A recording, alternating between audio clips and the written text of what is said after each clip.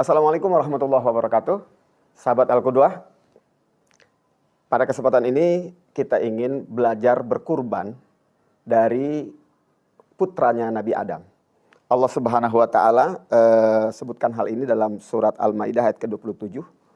Watlu alaihim naba abnai Adam bil haq. Id qarraba qurbanan fatqubila min ahadihima wa lam yutaqabbal minal akhar. Qala la aqtulannak. Qala innama yataqabbalullahu minal muttaqin. Shadaqallahul azim. Jadi dua anak Adam disuruh oleh Adam untuk berkurban, mempersembahkan hartanya yang mereka miliki kepada Allah Subhanahu wa taala. Di mana Qabil itu sang kakak petani. Ya, kira-kira dia petani sukses dalam gandum. Sementara adiknya Habil itu peternak. Dia ternak domba. Banyak dombanya. Kata Nabi Adam kepada putranya, persembahkan hartamu yang terbaik, simpan di atas bukit. Ya. Nanti akan diterima Allah Subhanahu wa taala. Dan mungkin juga ada yang ditolak. Diterima oleh Allah, tandanya ada api dari langit, lalu kemudian menyambar dan menghabiskan harta benda yang dipersembahkan. Kalau tidak diambil oleh Allah dengan datangnya api itu, berarti tidak diterima Allah Subhanahu wa taala. Kedua anaknya merespon dengan cara yang berbeda.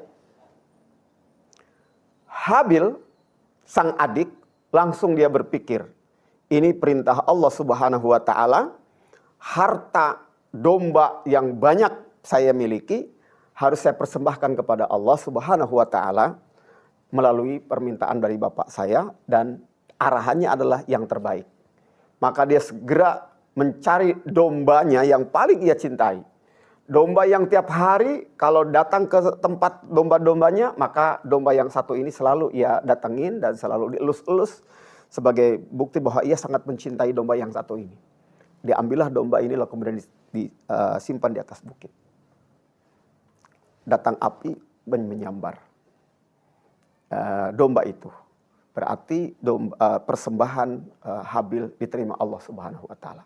Fatuqubila min ahadihima, kata Allah. Diterima dari salah satunya. Walam yutaqabbal minal akhar, tapi yang kakaknya nggak diterima. Kenapa nggak diterima? Karena begitu dia mendapatkan perintah dari ayahnya, maka ia pergunakan akal pikirannya. Beda dengan Habil yang menggunakan hatinya. Dia serap, loh. Sayang-sayang. Gandum saya simpan di atas bukit lalu dihabisin oleh api. Lagian Allah kan gak butuh makan gandum. Ngapain saya serahkan ke atas bukit itu? Dia tidak melihat bahwa itu perintah Allah. Dia tidak melihat bahwa itu ujian Allah. Dia juga tidak melihat bahwa hartanya milik Allah, diminta oleh Allah. Yang ada adalah akal pikirannya, hubud dunianya menguasai akal pikirannya. Sehingga kemudian dia ambil gandum yang paling buruk, yang hapak kalau kita gitu, gak ada isinya, maka ia simpan di atas bukit. Dan Allah tidak menerima pengorbanan atau kurban persembahan dari sang kakak ini. Nah, Allah Subhanahu wa taala di ujung ayat yang tadi saya bacakan mengingatkan, innama yataqabbalullahu minal muttaqin. Allah menerima kurban seseorang itu apabila hadirnya, keluarnya atas landasan takwa. At-taqwa hahuna, takwa itu di hati. Pelajarannya adalah bahwa jika kita merespon perintah Allah, jika kita merespon syariat Allah dengan akal kita, apalagi akal kita ditutup hawa nafsu, maka cenderung ketakwaan kita tidak diterima, ketaatan kita tidak diterima oleh Allah karena tidak ada landasan takwa. Tapi apabila kita merespon perintah Allah dengan hati kita, maka seberat apapun berkurban itu akan bisa kita lakukan dan akan kita persembahkan yang terbaik, dan disitulah Allah menerima ketakwaan kita. Allah Subhanahu wa taala mengingatkan, la yanalallahu luhumuha wala dima'uha walakin yanaluhu taqwa minkum. Yang Allah terima itu bukan dagingnya, bukan darahnya, tapi yang diterima Allah adalah nilai ketakwaan kita kepada Allah. Bahwa berkurban adalah wujud ketakwaan kita.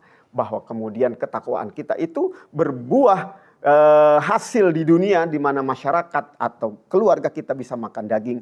Itu hanyalah bagian dari hikmah saja.